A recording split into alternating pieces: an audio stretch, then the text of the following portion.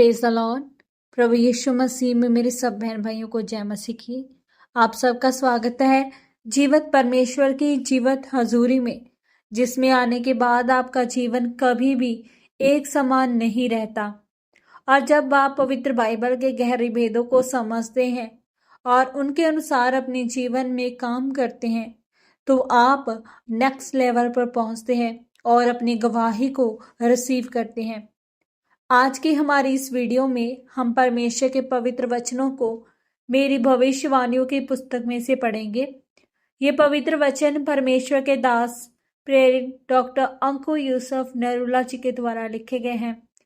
पवित्र वचनों के गहरे भेदों को पवित्र आत्मा की अगुवाई से लिखा गया है और हमारे विश्वास है कि जब आप इन पवित्र वचनों को सुनेंगे तो आपका जीवन सेम नहीं रहेगा। आज का पवित्र वचन, वफादारी का रहस्य। जब हम पवित्र बाइबल में रूत 1 अध्याय उसके 1 वचन को पढ़ते हैं तो लिखा है, उन दिनों में न्यायी लोग न्याय करते थे। उन दिनों में देश में अकाल पड़ा। तब यहूदा के बैतलहम का एक पुरुष अपनी स्त्री और दोनों पुत्रों को संग लेकर मोआब के देश में परदेशी होकर रहने के लिए चला। मेरे प्रियो, जब हम उस देश में अकाल पड़ा तो एलीमेलेक और नाओमी दोनों पति पत्नी अपने दोनों बेटों के साथ सब कुछ छोड़कर मोआब में चले गए।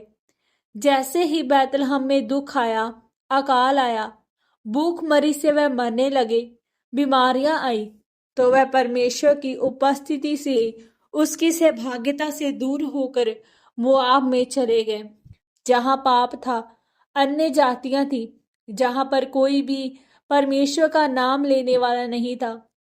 उसका परिणाम ये हुआ कि उनकी शादीशुदा जिंदगी पूरी तरह से नष्ट खराब हो गई। उसका पति मर गया, दोनों बेटे मर गए, दोनों बहुएं विधवा हो गई, पूरी जिंदगी नाश हो गई। लेकिन उसी नगर में रहने वाला बोझ वही उसी नगर में रहा।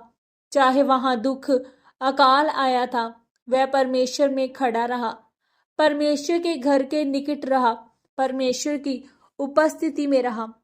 बैतलहम जो परमेश्वर का पवित्र स्थान है, उसे नहीं छोड़ा।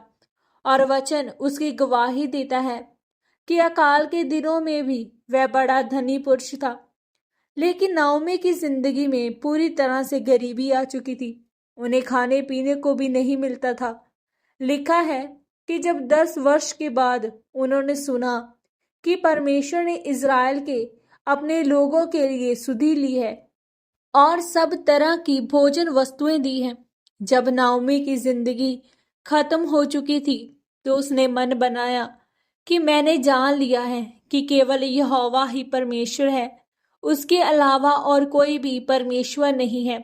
तब उसने सोचा कि मैं परमेश्वर से माफी मांगूंगी, जो मैंने परमेश्वर से दूर होकर भूल की है, कि अकाल के दिनों में मैं किसी अन्य की उपासना के लिए गई। मैंने यहोवा परमेश्वर को अपना परमेश्वर करके नहीं माना, तो मैं परमेश्वर से माफी मांगूंगी। प्रभु के चुने हुए स्थान बैतलहम में वापस जाऊंगी। और जब वह वापस गई, साथ में उसकी बहू रूत भी थी। रूत एक अन्य जाति मोआबी लड़की थी। उसने नाओमी से कहा कि तू मुझे त्याग देने की विनती ना कर, क्योंकि जिधर तू जाए उधर मैं भी जाऊंगी, जहां तू टिके वहां मैं भी टिकूंगी। तेरे लोग मेरे लोग होंगे और तेरा परमेश्वर मेरा परमेश्वर होगा। जहां तू मरेगी वहां मैं भी मरूंगी और वही मुझे मिट्टी दी जाएगी।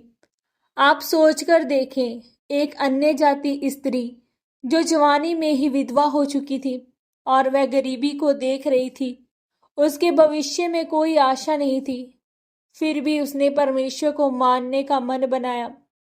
अगर आज आपको भी लगता है कि आपकी जिंदगी कलेश में, स्ताव में, दुखों में है, तब आप भी रूत की तरह मन बनाएं परमेश्वर के निकट आने का।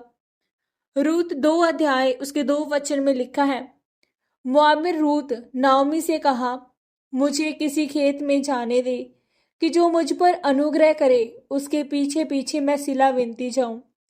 रूत उठी और काम करने के लिए गई। अपनी बूढ़ी सास का आदर किया और उन्हें घर में ही रहने को कहा कि मैं जाऊंगी सिला बीनने के लिए। लेव्य व्यवस्था 19 अध्याय उसके 9 और 10 वचन के अनुसार बोज परमेश्वर के साथ वफादारी से चलने वाला व्यक्ति था। यानी परमेश्वर ने कहा, अपनी सारी आमदनी सिर्फ किस्तें भरने में ही ना निकाल दे, बल्कि अपने पैसों को दशमांश देने में, और जो बाकी बचे उसे परदेशी लोगों की मदद के लिए और भवन के निर्माण के लिए दे दे। आप जानते हैं कि किस तरह से परमेश्वर ने ईश्वरीय इंतजामों को करके बोज और रूत को जोड़ा।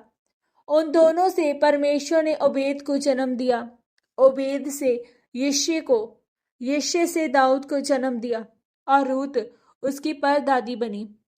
इसी रीति से जब आप वफादारी और ईमानदारी के साथ परमेश्वर में बने रहते हैं, अपने दुखों में, तंगी में, घटी में भी हो, तो परमेश्वर आपको छूता है और आशीषित भी करता है। आमीन। प्रार्थना। सर्वशक्तिमान परमेश्वर, इस वचन के लिए मैं आपका धन्यवाद करती हूँ। परमेश्वर, मैं ये प्रार्थना करती हूँ कि आप मुझे पवित्र आत्मा से परिपूर्ण कीजिए, ताकि मैं अपने जीवन से ऐसे कामों को करूं जिससे सदैव आप ही के नाम को महिमा मिले। प्रभु यीशु मसीह के पवित्र और सामर्थी नाम में हम मांगते हैं। आमीन, आमीन और आमीन। आज के इन पवित्र वचनों के पढ़े और सुने जाने के द्वारा और इन पर मनन करने के द्वारा परमेश्वर आप सबको बहुतायत से आशीषित करें। सबको जय मसीह की। God bless you all.